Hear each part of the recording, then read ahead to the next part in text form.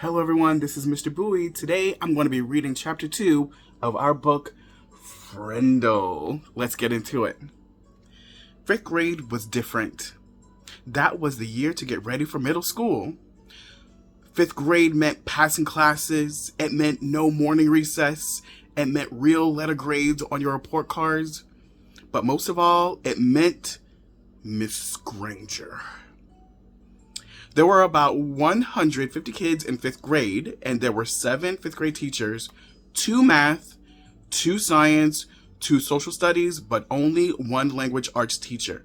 In the language arts, Mrs. Granger had a monopoly and a reputation.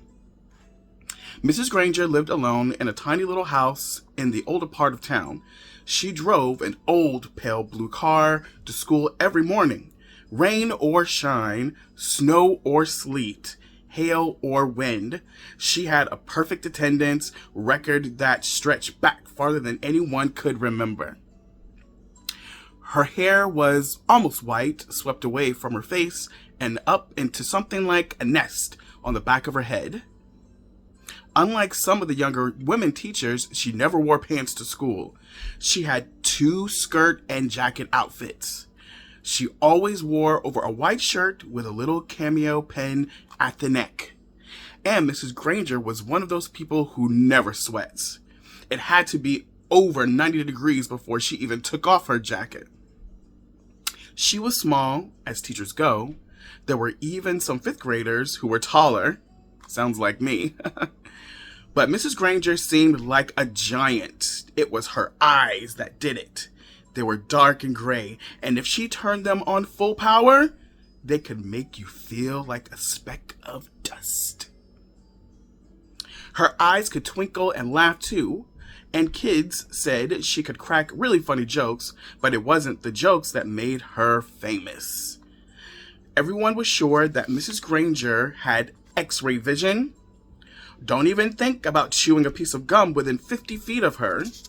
If you did, Mrs. Granger would see you and catch you and make you stick the gum onto a bright yellow index card. Then she would safety pin the card to the front of your jacket. And you'd have to wear it for the rest of the school day. After that, you had to take it home and have your mom or dad sign the card and bring it back to Mrs. Granger the next day. And it didn't matter to Mrs. Granger if you weren't in 5th grade, because the way she saw it, sooner or later, you would be. All the kids at Lincoln Elementary School knew that at the end of the line, 5th grade, Mrs. Granger would be the one grading their spelling test and their reading test, and worst of all, their vocabulary test, week after week, month after month. Every language arts teacher in the world enjoys making kids use the dictionary. Check your spelling. Check that definition. Check those syllables. Breaks. But Mrs. Granger didn't just love the dictionary. She loved the dictionary, almost worshipped it. Her weekly vocabulary list was 35 words long, sometimes longer. As if that wasn't bad enough, there was a word of the day on the blackboard every morning. If you gave yourself a day off and didn't write one down and look it up and learn the definition, sooner or later Mrs. Granger would find out. Then, just for you, there would be 2 words of the day for the whole week. Mrs. Granger kept a full set of 30 dictionaries on a shelf at the back of the room. But her pride and joy was one of those huge dictionaries with every word in the universe in it. The kind of book that takes 2 kids to carry.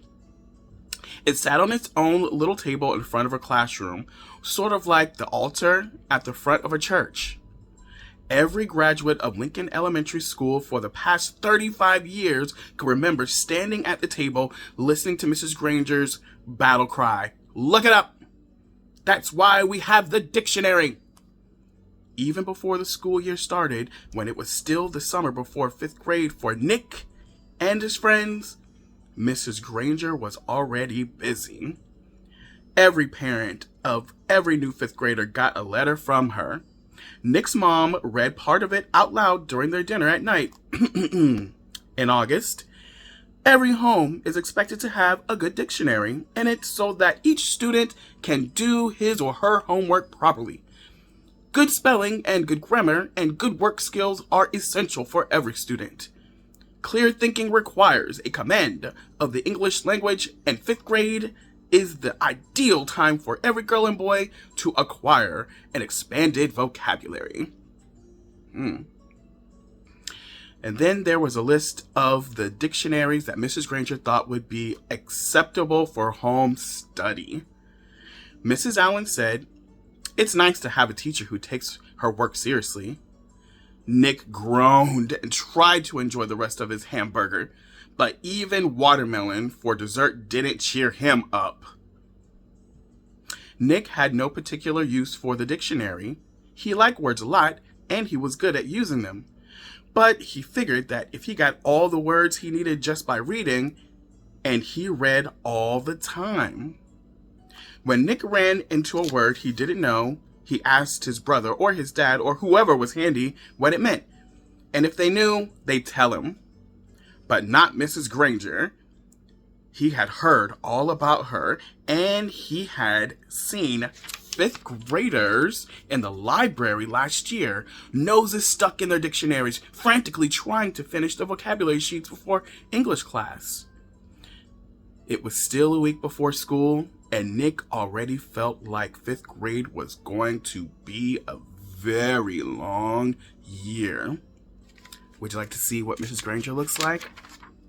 I have a picture for you.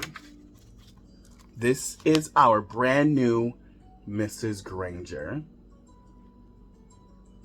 I hope you enjoyed my reading. See you soon.